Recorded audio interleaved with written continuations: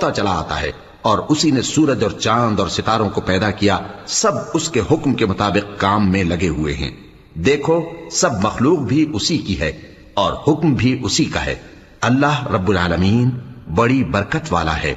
लोगों, अपने परवरदिगार से आजिजी से और चुपके चुपके दुआएं मांगा करो। वो हद से बढ़ने वालों को दोस्त नहीं रखता। और मुल्क में इस्लाह के बाद खराबी ना करना, और अल्लाह से खौफ रखते हुए और उम्मीद रखकर दुआएं मांगते रहना। कुछ शक नहीं कि अल्लाह की रहमत नेकी करने वालों से करीब है।